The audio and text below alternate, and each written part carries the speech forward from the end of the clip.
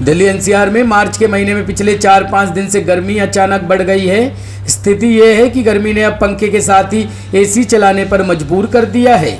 दिल्ली में पिछले कई दिन से अधिकतम के साथ ही न्यूनतम तापमान भी लगातार बढ़ रहा है। वहीं लोगों से बात की तो उनका कहना है कि समझ नहीं आ रहा कि आखिर मार्च में ही मई जून जैसी गर्मी कहां से आ गई। लोगों का कहना है कि जिस हिसाब से दिल्ली सरकार ने पंजाब में 300 यूनिट बिजली मुफ्त की है, ऐसे ही दिल्ली की गरीब जनता के लिए भी 300 तक बिजली मुफ्त होनी चाहिए।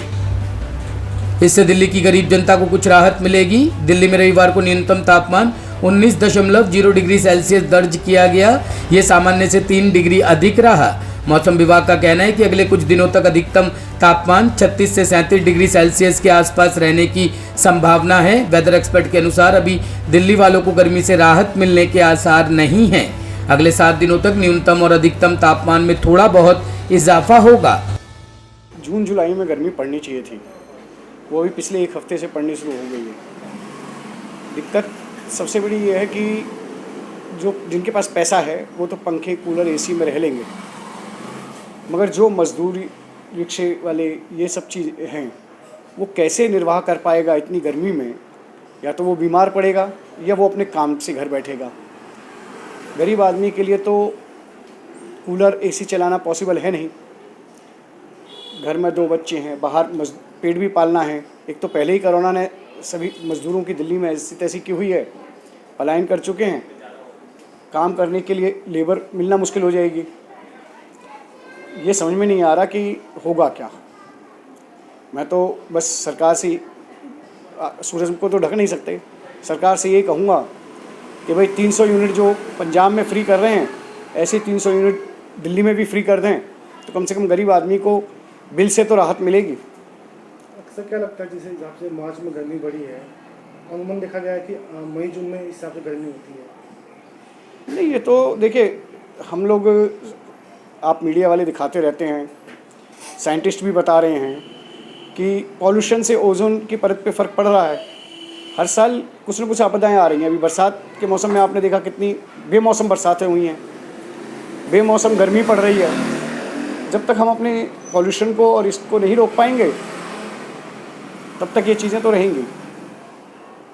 इसमें सरकार को आगे 10-20 साल की पॉलिसी लेकर के चलना पड़ेगा, नहीं तो सर्दियों में भी ऐसी गर्मी पड़ेंगी। और पॉलिसी मेरे कह देने से या किसी से नहीं, ये तो सरकारों को सोचना पड़ेगा। और एक ही देश की सरकार नहीं, इसमें सभी देशों को सोचना पड़ेगा। जिस हिसाब से गर्मी बढ़ रही है, क्या कहना है आपको? गर्मी, इतनी गर्मी तो मई जून जुलाई में पड़ा करती थी और अभी आप देखिए बाहर बिल्कुल एकदम जाना दुश्वार हो चुका है। और जब हम पंखे के नीचे इस ऑफिस में बैठे हुए, बाहर भी कोई कस्टमर आ जाए तो फ्लैट दिखाने का मन नहीं करता। इतनी गर्मी पड़ रही है, बेचारे मज़दूर किस तरीके से सर्वाइव कर रहे होंगे, बेचारे ई रिक्शा वाले, बैटरी वाले, मज़दूर रिक्शे, ये तो बहुत ज़्यादा बुरा हाल है।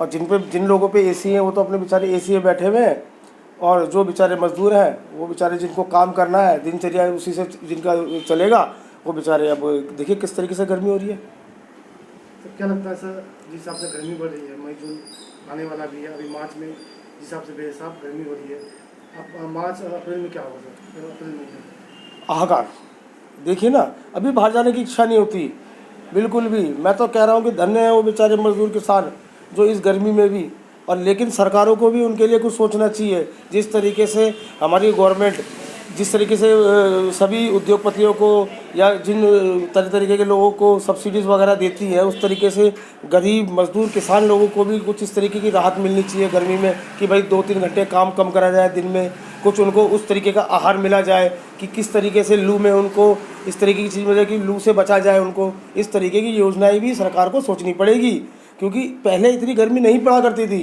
जितनी गर्मी अब पड़ रही है। जब मार्च में इतनी गर्मी पड़ी है तो मई जून अप्रैल में क्या हाल होगा? तो अप्रैल में ये हाल है। तो इसमें क्या है कि अब गर्मी तो पड़नी है, तो हमारे को ये सोचना है कि किस तरीके से हम इसको मैनेज करा जाए।